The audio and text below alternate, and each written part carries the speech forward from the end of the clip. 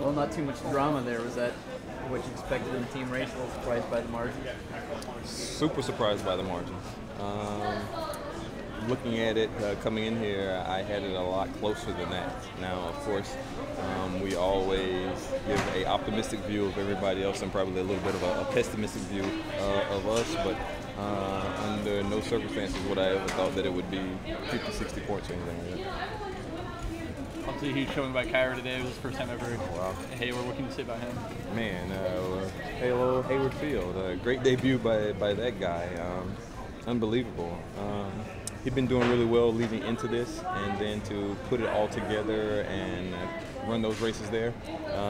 Kind of an inter-squad rivalry there a little bit between him and Marcus in the 200, because Marcus kind of beat him and stole the school record indoors, and then for Kyrie to finally get in shape and to come in and do what he's doing outdoors in the 2 is definitely special.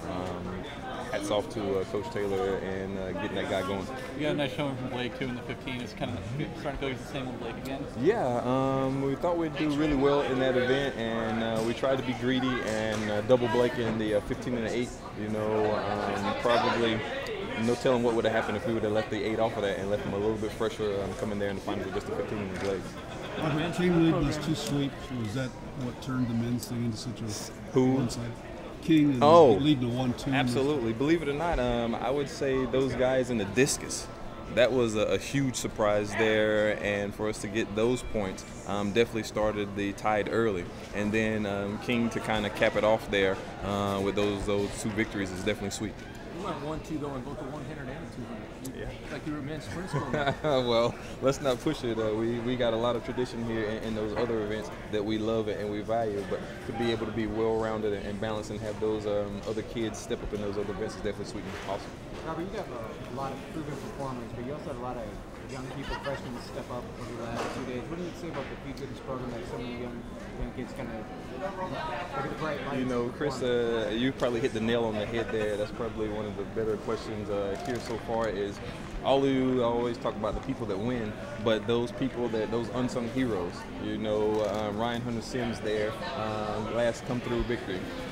Madeline and Ronna Stone and Kiana Phelps and Shaquin Cook in the freaking triple jump. That's almost a 2.5-foot PR for her there. You know, those are the kids. Mackenzie Dunmore, you know, first time breaking 52 seconds, first time running under 23 seconds.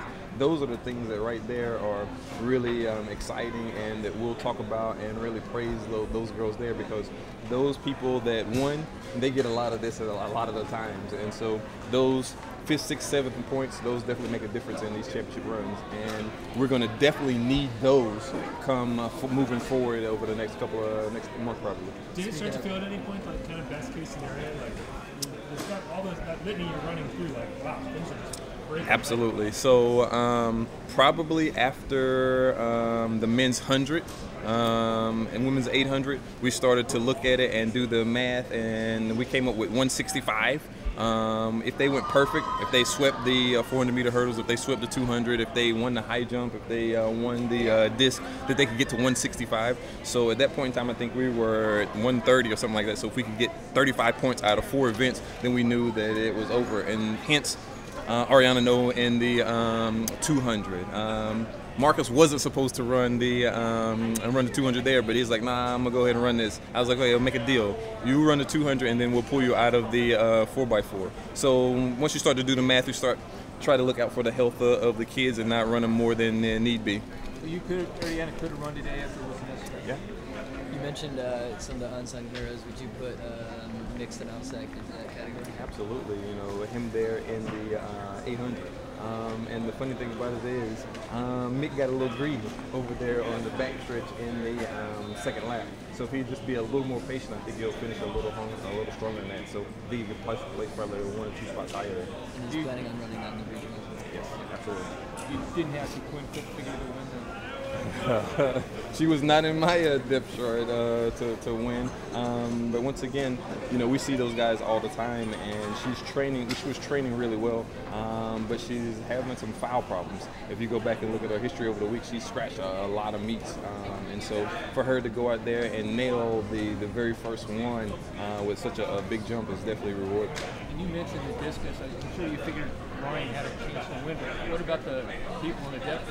Yeah, Drake Brennan, the football guy there, tight end, supposedly the position he's moved to now, and then Cullen Prenna. You know, tough luck for Cullen in the hammer yesterday, but then for him to come back today and get a little redemption there in the discus sweep.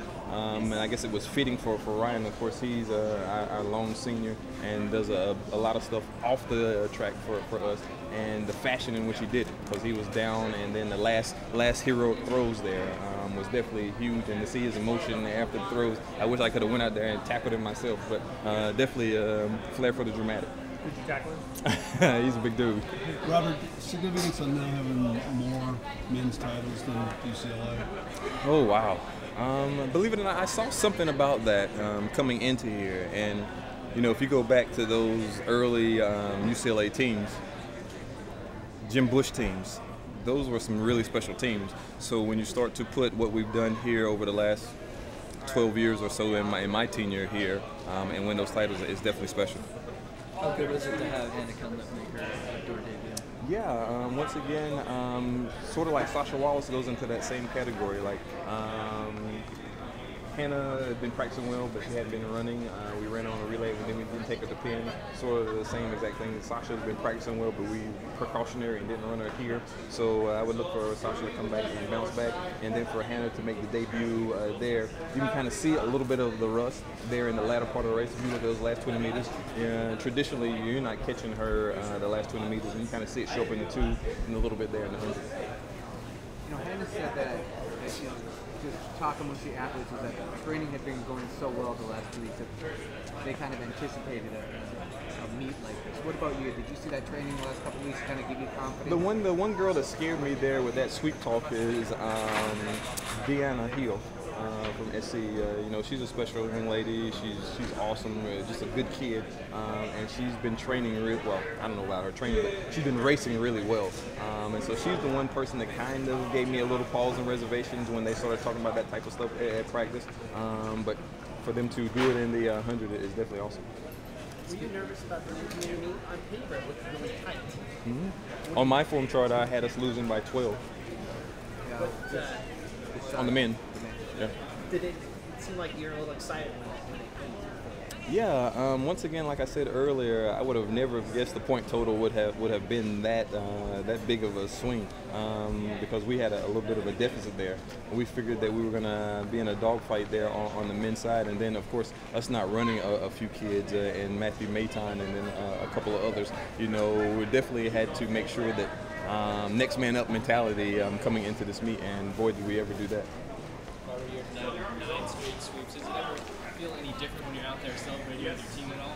Yeah, you get a little experience. You kind of know what to expect. You kind of get a gist of what kind of questions you're gonna be asked. But I don't even think it gets old. You know, to see the kids there and see their face. A lot of kids is the first time running at Hayward Field. Definitely just special all around. No ice bath this time. No ice bath. You know, it's funny you say that. I was like, please let them put all of those Gatorade tubs away, because it's way too cold for that. So Ari and Deja and Hannah, you know what they can do. Was there anything you needed to see from them this weekend, and how close are they all to getting on all summer? Yeah, probably a couple of weeks away, and probably less so with Deja and Ari, and maybe just a little bit there with Hannah, just some training thing. But as you continue to run more and more of these rounds, she'll start to get better and better as we get closer to the NCAA meet. Also, speaking of those three, there was some talk on Twitter a few weeks ago. You think any of those three would take the football team in the 40? Yeah, there's a couple of those girls that are really good. As far as what happens there in the 40, it'd be close. I think they're going to be ahead, and then it'd be one of those football guys that try to get them there in the last 10 meters. Thanks, guys. Coach, Alyssa Johnson was saying that there was always a cloud overhead going to the championship meets. Did you ever sit down and talk to her and help and let her know that she can pull it out again? Yeah, Alasia sometimes look at the glass half empty instead of half full, and she's such a super talent. You know, she's more talented than she gives herself credit for, and you can kind of see her poise there in the hurdles as far as her not panicking, because she was behind probably halfway through the race, and then for her to run the bottom half of those hurdles, the last 5, the way she did, definitely shows poise and some of her maturity as she gets older. Just head game that she plays with herself? Good question. I would have to probably talk to her and pull her aside and see exactly where she was going with that, but it's nothing probably par for the course for us as far as our day-to-day interactions.